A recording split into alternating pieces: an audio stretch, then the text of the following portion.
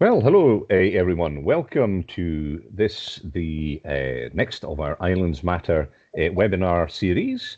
We will be, after we've heard this one, there'll be another two coming up before the end of this semester, so keep your eyes peeled for that.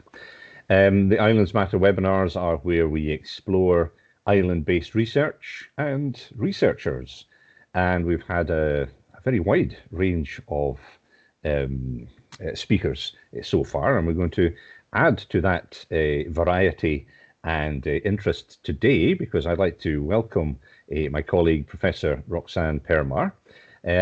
Roxane is a member of the Centre for Island Creativity, along with myself, and she lives in Shetland. And Shetland forms the foundation for her social art practice, where she's initiated and realised a number of projects since 1990. Just a couple of examples here. She's worked with Dr. Shuan Carden and Shean Wild from Who Cares Scotland on a research project called Home and Belonging with care experienced young people in Shetland. And she has an ongoing collaboration with artist Susan Timmins called Cold War Projects, which explores memories and perceptions of the Cold War on both sides of the former Iron Curtain. And in 2021, she initiated a new project, Landscape in Pain, in response to the huge Viking energy wind farm development in Shetland. And that is what she's going to discuss today. And she's going to talk about how the project has developed as well. And if you have questions for Roxane, I'm not sure if the chat is available or not, but try that. But otherwise, keep your questions ready for the end so we can have a nice discussion with Roxane. And with that, welcome, Roxane. It's great to have you here. Thanks very much, Andrew. I'm really pleased to be here. It's really interesting to share work on this project, Landscape in Pain, with different kinds of audiences. I'm going to start with that project and move on to what's been happening since I started it and since the wind farm here actually started being operational. Sorry, here's me, I'm admitting, I suppose that's not my job. I'm also going to show a few films. They're very, very short, but I hope that you have the patience to watch those films. They range from 2 minutes to 3 minutes in length. Okay, I'm going to start sharing. And I've included sound, and let's hope this works. Okay.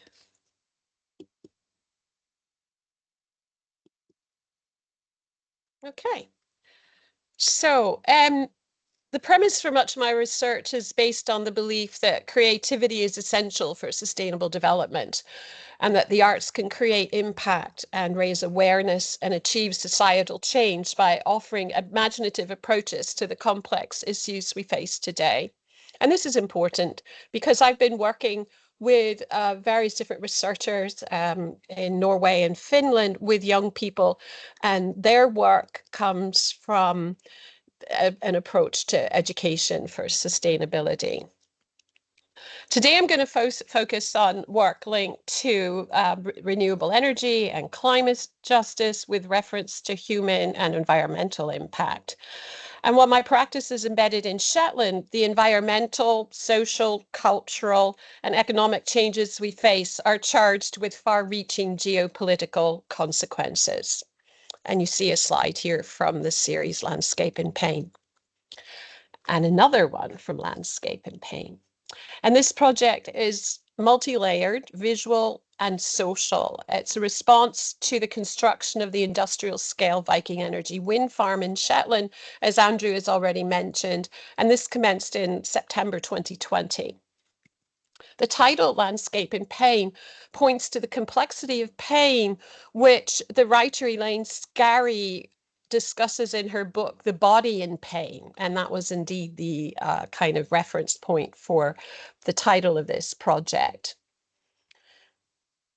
I also think of this as pointing to the relationship between the human and the non-human.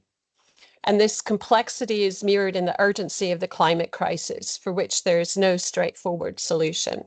I should say that when construction started, I I felt what I can only describe as physical pain when I would see the kind of army of diggers moving along the landscape and the top of the hills. This project's become an ongoing exploration of ways to make extractivism visible as it threatens to destabilize Shetland and also similar small communities across the Highlands and Islands and even across the Northern and Arctic region in our global quest to tackle the climate emergency. So while Shetland's perceived by many to be tiny and remote, the consequences of the massive industrialization that we faced here in this quest, I should say, to tackle the climate crisis, are not confined to our community and our environment, but touch other parts of the world. I feel that it's unfortunate that predominant methods that are employed to decarbonize the planet do not necessarily benefit populations in geographically remote regions, but lead to disproportionate industrialization that threatens to disrupt the balance between sustainable development and care for those communities. I speak from a purely personal perspective.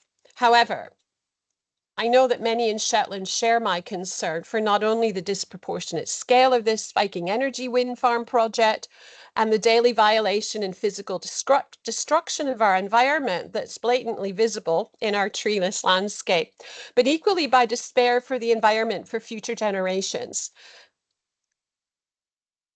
I really want to stress that I'm not opposed to wind energy, and I recognize that we have to act assertively to address climate change.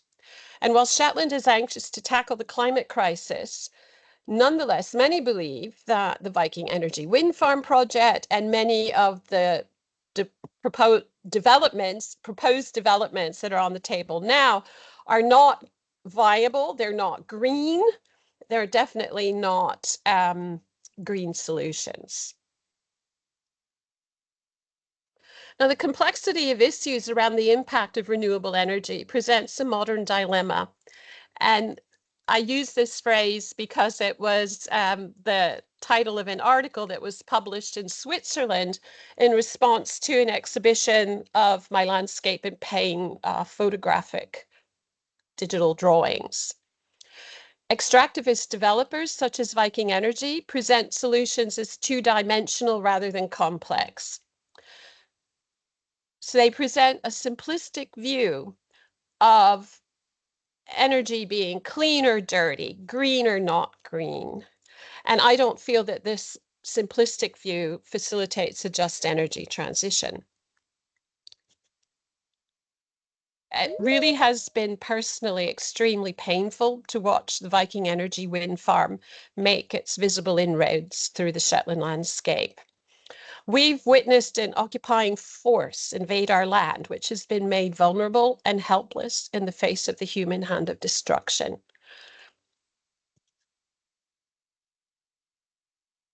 I continue to experience increasing despair about our relation to the environment and the way we treat it.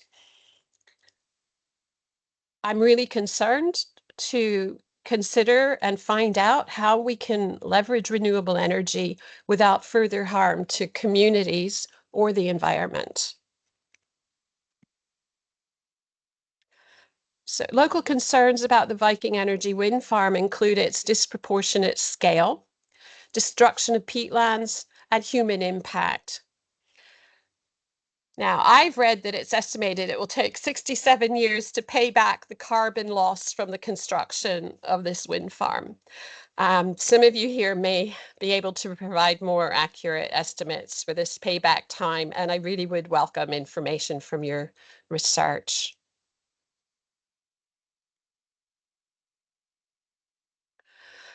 The Viking Energy wind farm has contaminated waters and polluted land.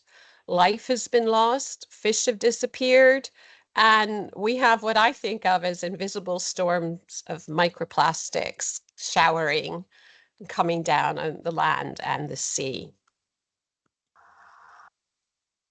One of my primary concerns has always been noise and infrasound. 75% of the wind turbines from this particular wind farm are less than the minimum recommended distance of 2 kilometers from people's homes. Corporate and governmental attitudes, both national and local, seem to completely disregard the well-being for their constituents. Human impact includes damage to the community too, not just individuals, which in Shetland has been deeply divided. I worry that it's maybe irreparably deeply divided. And recently, there's been an article in our local newspaper, the Shetland News, by Dr. Sally Huband about the injury to her from the subaudible acoustics.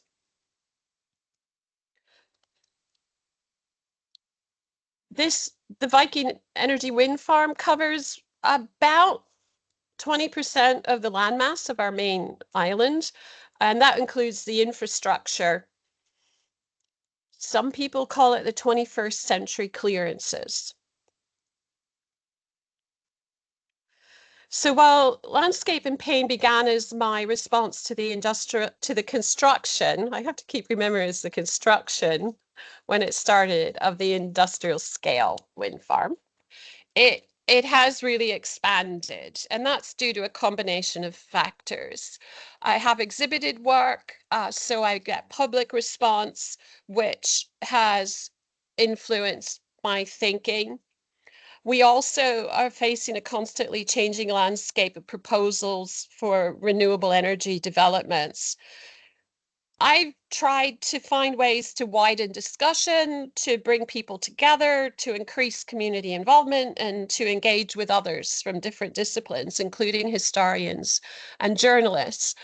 What you see on the screen is a page from archive publication for the project that's what took my work to Switzerland. And I was engaged or charged. I was paired up with a Swiss artist, Dorothea Rust, to engage in discussion and conversation about the work that we were doing. And we talked about pain. We talked about landscape in pain, as well as personal pain. Each of our mothers had died not long before we started working together. So the title of our published archive is Vulnerable Thoughts in Peripheral Places. Sorry, I'm having a hard time spitting my words out today. I'm also interested to take the work beyond the single issue of the Viking Energy wind farm. One of the things that I did was work with the filmmaker Kato Drysma from the Netherlands to take part in what she called a community-based film. The film in the end was called Winds of Change, and we premiered it at Mariel, the art center here in Shetland. And in the middle top row there, you can see those of us who participated in making this film. It was a very interesting group of people in terms of background and age range. It was diverse for a small group. Okay, at this point, I want to turn to work that links landscape and pain with things that I'm moving ahead with. And I want to turn to the project called Living in the Landscape. It was quite important for me because we eventually came up with a collective theme for what we had been doing with this project, and I'll speak a wee bit about that in a minute, called Nurture. And it's led to me trying to find more hopeful ways of working and ways to find hope in the face of what I feel is destructive or extractivist. So the project Living in the Landscape is running for 3 years. We started in 2020, late 22, 2023. And it brings together postgraduate students and researchers in art and science from 5 universities in the circumpolar region to develop culturally sensitive and sustainable research on the socio-cultural landscapes of the northern and Arctic regions. I'm going to show you a film that I made. And the films that I've been making, you need to understand that I make these for viewing in art gallery context. So they're not designed or made with the intent to show in a cinema kind of situation. So that's one reason why they're very short. And this one I'm going to show you, called Windlands, was made very particularly for the context of the exhibition that we were preparing for the first year, 2023, for the Living in the Landscape project. The title is a Shetland dialect word, although I think it also is Scots. It's called Windlands. And I see a kind of duality between loss and renewal in the word, which means a bundle of grasses. So I see it's a sign of both end and beginning, of hope and renewal, because the hay has been harvested, it's secured in a bundle for positive or productive use. In dialect, however, it can also mean torn off by the wind. And I became closely involved with the wind in this project. The way Living in the Landscape works is that we meet for 6 full days of virtual seminars with the students and lecturers in the other universities. And these are in, I should say, one is in Norway, Nord University, one is in Finland, University of Lapland, the other is in Sweden, Umeå University. There's us from UHI, and there's also the University of the West of Scotland. So the theme for the film, which I'm going to show you for the project that year, was forest. So we spent 6 seminars, 6 days, looking at the subject of forest in various ways and having cross-university discussions among the students. And then we went to Sweden for field work. So I was in a forest, and I found it a very difficult theme. Those of you that know Shetland will understand that we don't have forests here now. I have reached the point where I don't like being in a forest, and I struggled to find ways to approach this theme. In the end, um, I I learned how to be in the forest again, to look at it and to listen. And I listened to the wind, and I hope you can hear some of that. Um, so I kind of came into a kind of phase of reconciliation with the forest, with this project and the field work over there. Um, so I'm going to share. I should say that the wind farm and renewable energy does not leave the work, you'll see. Okay, I hope this works.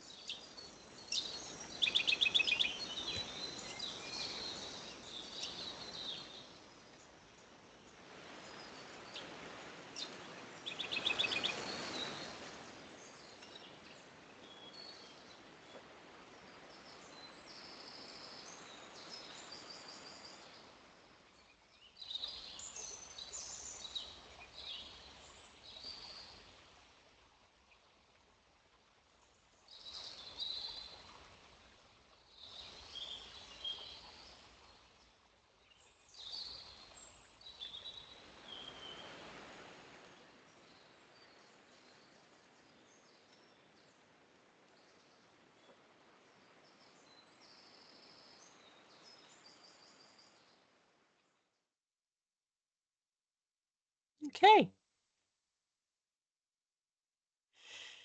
Okay, now in the second year of living in the landscape, 2024, we worked with a new group of students, and our field work was in a new country, which was Finland. We went to the University of Lapland and then traveled further north for about 2 hours drive north of Rovaniemi for our field work. The collective exploration of ways to bring ideas of nurture and care to our practice in the living landscape while respecting the complex balance between nature and nurture provides numerous and diverse examples of potential ways forward to feel, see, and experience the value and importance of coming together. So the project's been fantastic because it is interdisciplinary. We're working side by side with people from arts and science, largely, although we have some folk from literature and mathematics. With the second year, our theme was rivers and forest. Sorry, you can see I'm obsessed with forest. It fairly traumatized me in a way, that theme. Um, it was rivers and energy. So in a way, it was right up my street. But of course, in Shetland, we don't have rivers as such. So I looked at burns and I looked at water, and I have tried to explore the beauty of water. I love water. One of the reasons I love living in Shetland is because we are always really in sight of the water. Um, I was also trying to interrogate what lies beneath, or what lies and what is hidden beneath the surface of these large-scale industrial developments that have been instigated by the energy industries. So you know that in Shetland, we have the Viking Energy wind farm. I can't remember if I mentioned that there's 103 wind turbines, but that's how many we have at the moment. We also have plans for more wind farms onshore and offshore as well, plus other kinds of projects and infrastructure. What I have found with the Living in the Landscape project is that the experience we have in Shetland is shared by other communities in the north. And in Finland, we visited a woman who had grown up in a village which is now been drowned. She's a Sami woman, she's an artist, and she recounted really poignant, very moving stories about her experience of growing up in a village, and then with the introduction of a hydropower plant, this village was literally drowned because a new artificial lake was formed. And we also saw an exhibition around the experience of that village when we were in Rovaniemi, a photographic exhibition. So I'm now going to play the film. This one's about 3 minutes, and I hope it works.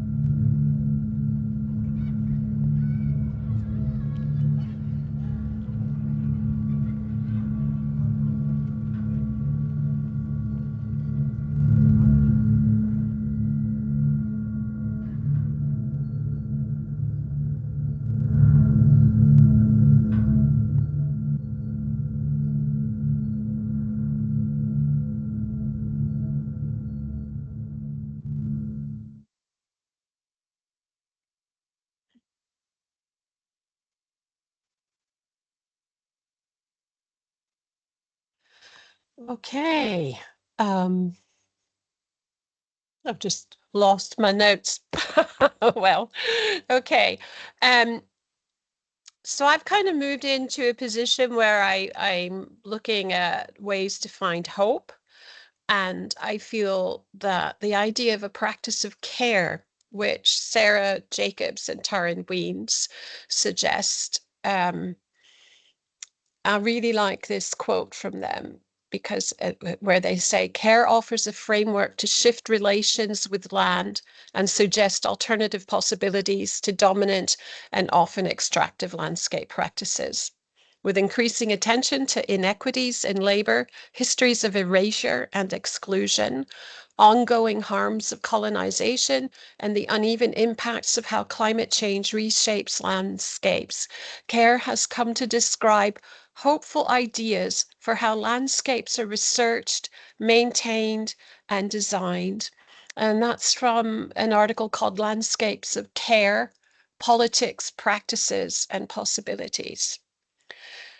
So I'm going to end soon. I'm going to show you one more film.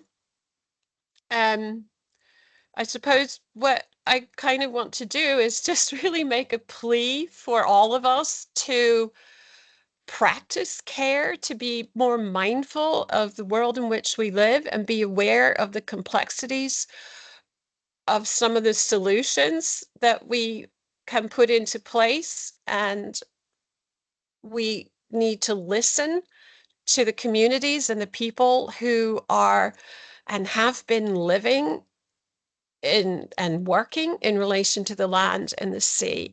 And we have indigenous communities here in the Highlands and Islands who have long and deep knowledge and wisdom about the land and about the sea. And I want to make a plea for us to listen and to perhaps also look to maintain or nurture reciprocity with our environment. So I'm going to move on to the next slide, which is, it's not a slide, this is the film. This is about 2 minutes. It's silent.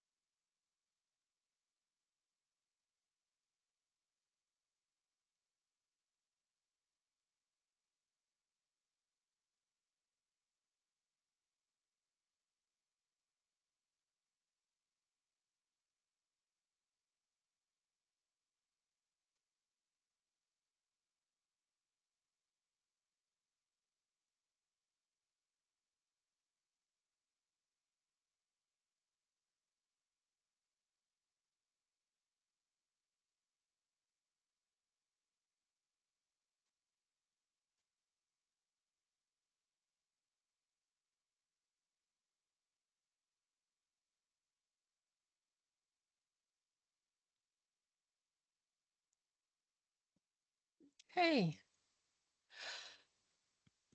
thank you. Thank you very much indeed, Roxanne. So that was, yeah, very thought-provoking work that you've been involved in and continue to work in. I see Simon's got a question in the chat. I've got one I'd like to just ask first to kick off the discussion.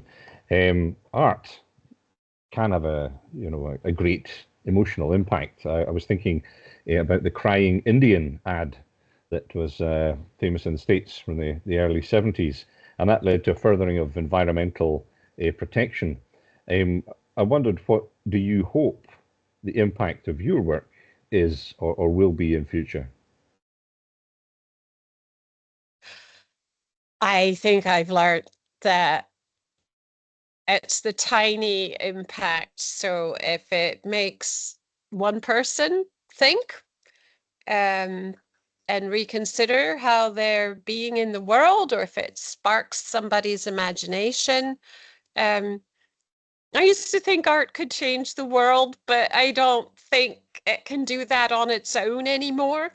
But I think that we do need to exercise imagination, and I suppose that's I would like I I I I would like us all to be more, use our imaginations more, and critical thinking. So I suppose I want my work to encourage people to think, and I also like it to be beautiful.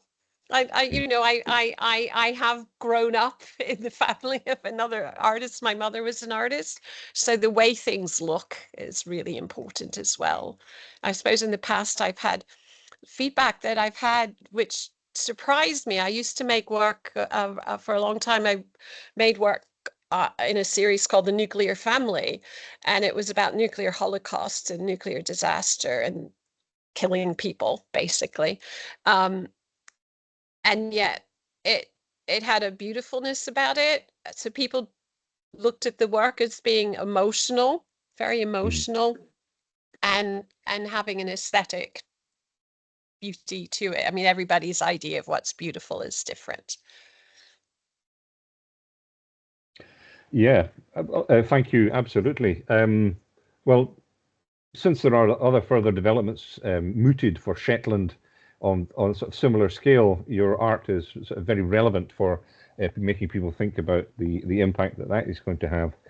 And following on for the sort of looking at the scale of these developments, we have Simon's question, which is, what is an appropriate scale for a wind turbine? Is it better to install a single 2.5 megawatt turbine or 5.5 megawatt turbines as were installed at Burradale 20 years ago? Simon says he thinks that the Viking turbines are 4.5 megawatts. So the whole Burradale installation was just the installed capacity of about zero point 0.6 of a single more modern turbine. I'm sure his arithmetic is correct. So, we do need to use wind as part of our national energy source. So, do you have a sort of feeling about the scale that these things should be developed?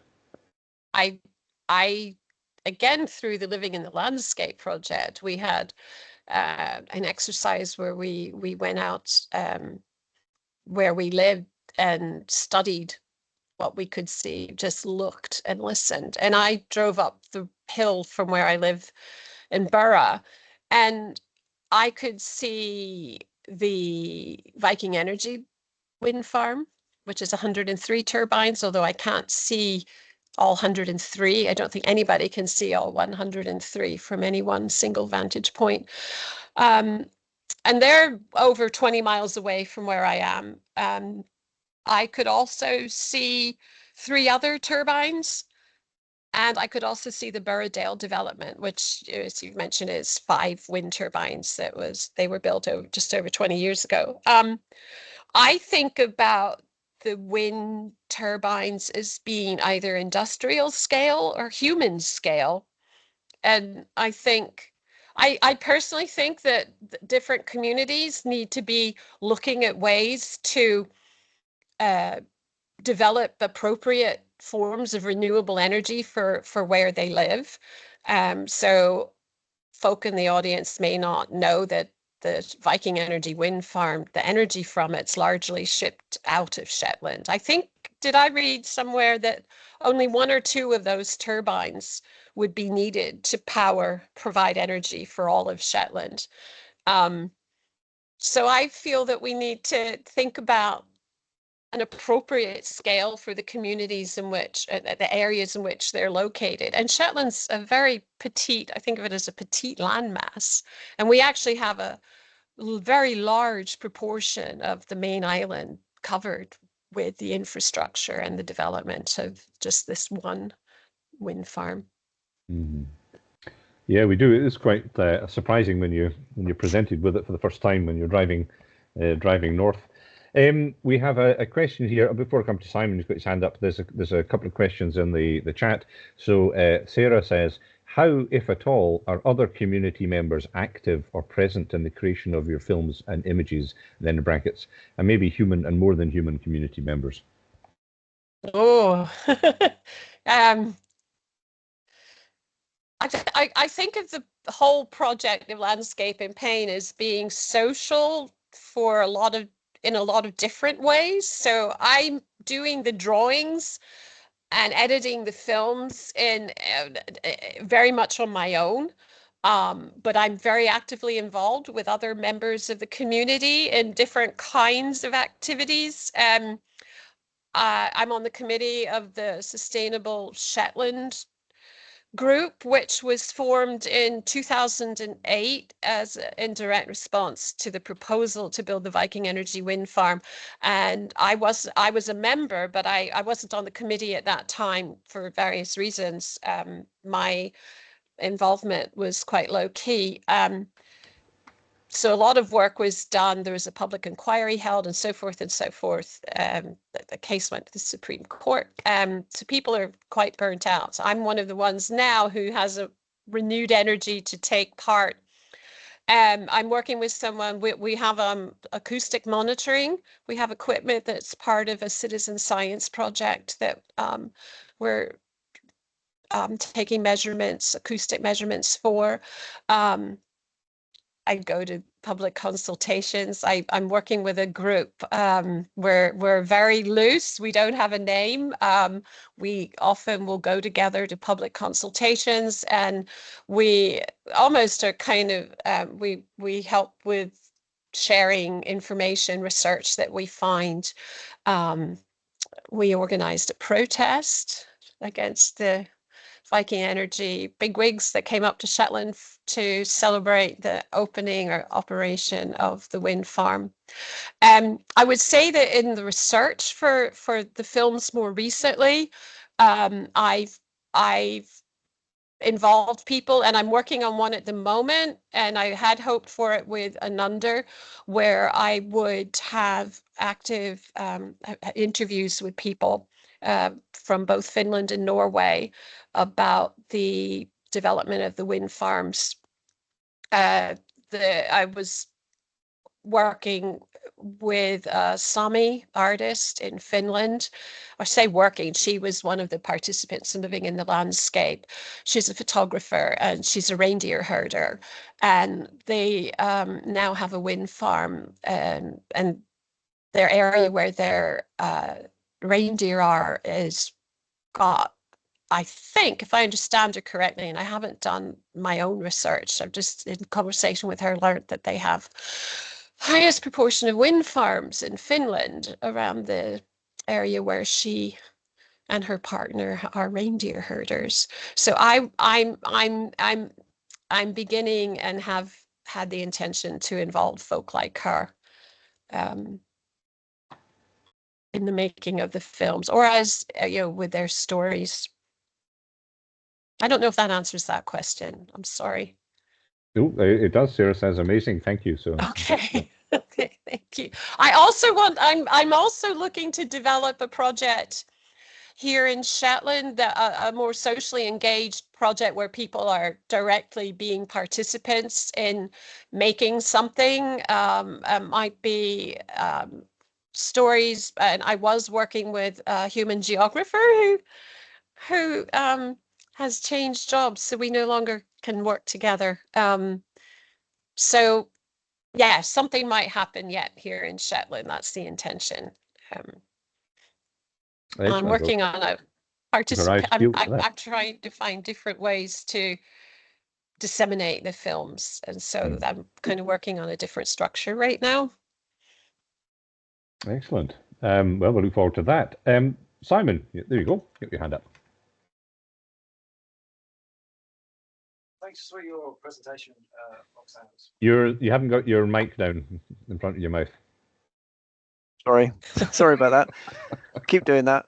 It's because I can't drink coffee, and it ends up dipping in my thing. Anyway, yeah, really interesting presentation, Roxane. I think we really are faced with dilemmas. There's no getting away from the fact these installations are major industrial installations.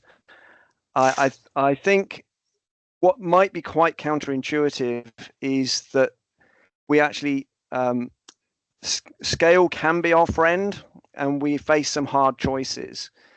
The bigger the turbines, generally, the more efficient they are in terms of the output that they get out of their installed capacity. Wind turbines obviously don't turn all the time, so the taller you make them, generally speaking, the more of the time they are actually being productive. So generally speaking, those more modern turbines will be will have better output in terms of the percentage of the installed capacity they're actually outputting relative to the Borrowdale ones from 20 years ago, just because they are so much taller.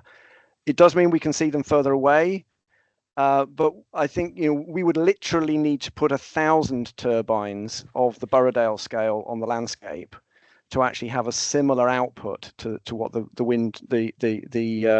Viking Energy site puts out.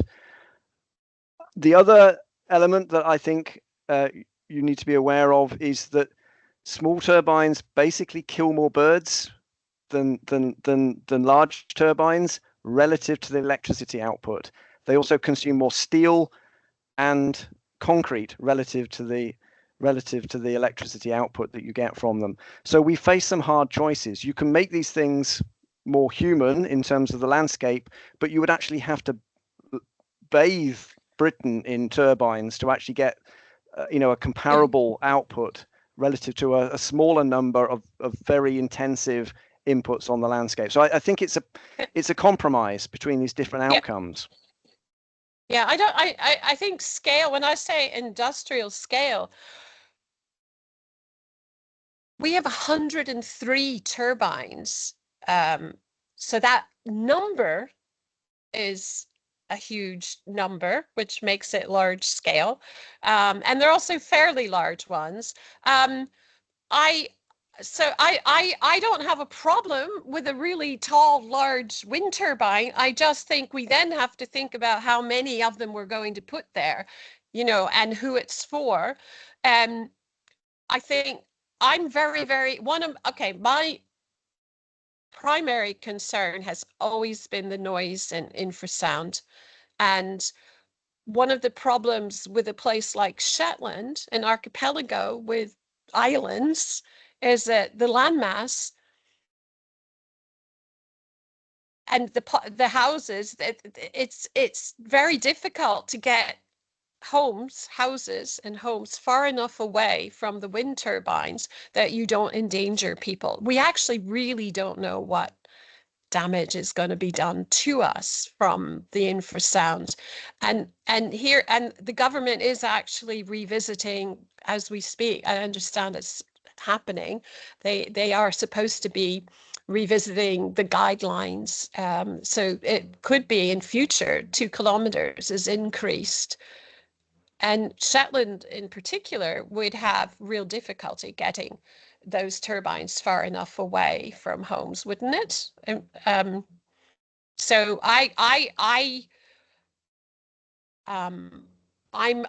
suppose if we have to say what our greatest fear is, for me, it's noise, infrasound, microplastics, contamination. I think microplastics are a massive problem, but I'm not sure that the wind turbines are the main culprit in that. I think it's everything's made out of plastic these days. Your food containers, your plastic bags, your so I think that, and actually fabric, apparently textiles, all of the microplastics in that is actually the biggest single source. So I think you've got to think about what the alternatives are. It's absolutely excellent to have a debate about, you know, where these things should be put, who should pay for them, the scale, all of those sorts of things. Very, very necessary that we have in a democratic society an informed debate about these things. But at the end of the day, it is a choice. You know, we could put the turbines off the coast; they'd be out of sight, but they would still be having an environmental impact on birds and in terms of their carbon footprint and so on. To do that, and you probably have more expensive electricity because it's still more expensive to install offshore than it is onshore. So it's a question of choices. And it is, but we're also not being given clear information. So one of my pet peeves is the fact that we're being presented with black and white, and it's not a simplistic argument in that sense. The situation is much more complex.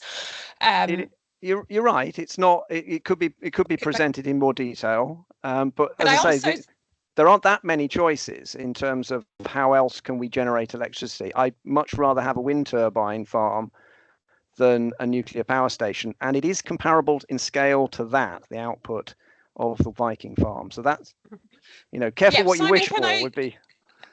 Okay, I don't know if there's any other questions, but could I also just say that here in Shetland and in Scotland, it's actually very difficult to have a voice. And I know that a lot of people in Shetland feel that we've never had a voice in terms of the Viking Energy wind farm. And I think people are kind of speaking up a bit more now, but I actually don't think we have had choices. We haven't had debate. There's nothing in Scotland that allows for a referendum on this. You know, that's one of the problems. And research does show that the level of choice and that people feel they've had does have a relation to the degree of unhappiness and discontent around wind farms.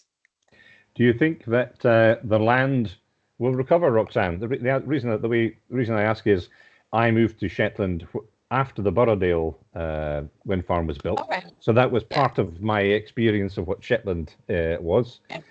People coming to Shetland now will see the wind farm, the huge wind farm, as part of their first experience of the place.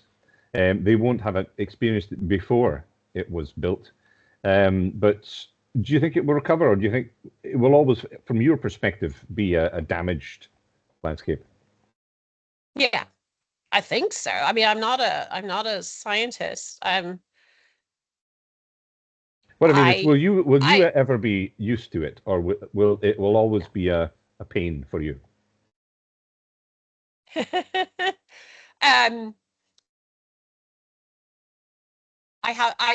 will always be, I think. Because we have a lot more coming. This is just the tip of the iceberg, you know, I think, in terms of what we have coming. But I used to get so angry at the arguments put forward before the development was given final consent, that especially it's called the Kames. Folk who aren't from Shetland might not know it, but it's kind of like the central spine of where the wind farm is. And people just refer to that land and that area as having nothing in it. And I really resent people coming in, especially from the outside, talking about